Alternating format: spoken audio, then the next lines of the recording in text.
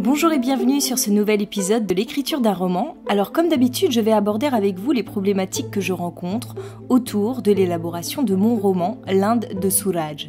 Le but de ce podcast est de partager avec vous mon processus créatif en train de se faire. Pour ça, je m'enregistre quotidiennement après chaque séance d'écriture. Ceci est donc la retranscription spontanée, mais non pas exhaustive de mon travail, avec mes différentes techniques, mes doutes et mes réflexions. Comme vous l'avez peut-être remarqué, il y a un peu plus de 2 mois de décalage entre mes enregistrements et les diffusions. J'essaye de rattraper ce retard, mais en attendant, petit retour en arrière. Bonne écoute à vous. Le jeudi 18 juin 2020. Alors je suis assez contente de ma séance aujourd'hui, j'ai plutôt bien travaillé et je me suis surtout arrêtée sur la scène de la rencontre que j'ai réécrite sous le nouvel angle qu'a pris mon histoire. Bon, je vais sans doute revenir dessus demain parce qu'il y a encore des petites choses à retravailler dessus, des petits détails qu'il faut que j'éclaircisse. Mais je trouve que déjà, ça crée beaucoup plus de mystère à présent et que ça donne plus de corps à mes personnages. Il y a vraiment un côté... je vais pas en parler plus parce que sinon je risquerais de spoiler mon truc. Donc je m'arrête là. Je vais retravailler là-dessus demain. Et également, aujourd'hui, j'ai fait quelques petites recherches sur les différentes tribus qui existent dans le district du Bastard, là où se passe mon histoire. Donc bon, c'est des recherches que j'avais déjà faites, mais là j'avais besoin de préciser quelques petites choses. Et j'ai découvert un nouveau site d'une voyageuse qui est partie dans la même région que moi, à peu près à la même période que moi. Je suis d'ailleurs assez étonnée de n'être pas tombée sur son site plus tôt, ou alors j'avais pas fait plus attention. Mais là, ça m'a vraiment interpellée, son article est super intéressant. Et il m'a permis de préciser plein de petits détails concernant la culture locale de cette région. Et ça m'a même donné une nouvelle idée de scène que je pourrais exploiter. Et en plus que cette scène est miraculeusement germée de mon imaginaire, j'ai trouvé où la placer.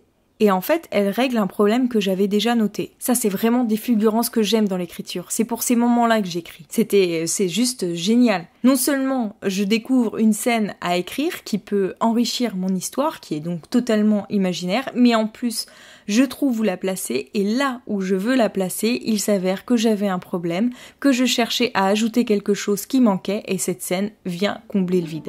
C'est extraordinaire.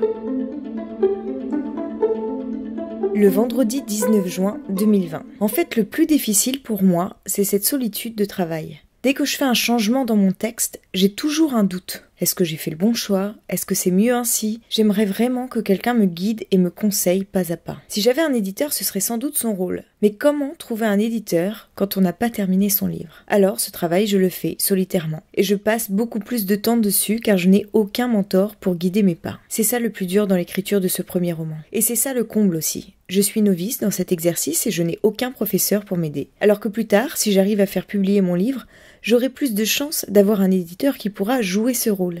Et j'en aurai moins besoin, même si toujours un peu quand même. C'est aujourd'hui que j'en ai le plus besoin et c'est aujourd'hui où je n'en trouverai aucun. Donc là, en ce moment, je relis mon livre avec tous les commentaires qu'ont fait mes bêta-lecteurs. Donc j'essaye de retravailler avec ça en arrière-plan et sous ce nouvel angle qu'a pris mon roman. Du coup, je m'arrête sur certaines scènes. J'ai beaucoup travaillé notamment sur la scène de la rencontre. Puis il y a les premiers éléments de mystère qui se distillent, on va dire. Et j'ai aussi beaucoup travaillé sur la cascade, qui est un autre moment important dans le début de mon histoire. Et en fait, chaque moment clé, je les retravaille pour bien comprendre les émotions, les intentions de mes personnages, ce qu'ils cachent, ce qu'ils disent. Enfin voilà, j'essaie vraiment de voir ce qui se passe dans leur tête pour trouver ce qu'ils pourraient dire, ce qu'ils peuvent penser au moment où les choses se passent, pour pouvoir amener le lecteur à une compréhension beaucoup plus subtile des choses, sans que ce soit trop manichéen. Donc c'est un travail de longue haleine dans lequel je me suis lancée, je pense que je vais en avoir pour pas mal de temps, mais si je continue à ce rythme-là, je pense qu'une fois que j'aurai terminé ça, j'aurai quelque chose de beaucoup plus profond et beaucoup mieux travaillé, qui sera sur le point d'être abouti. Bon, en même temps, je dis toujours ça, que ça y est, je sens que je suis en train d'être sur la bonne voie, que je vais bientôt terminer. Et puis en fait, y a un nouveau truc qui tombe et à nouveau, il faut que je retravaille tout. En parallèle de ce travail, j'ai envoyé à une nouvelle bêta-lectrice mon premier chapitre.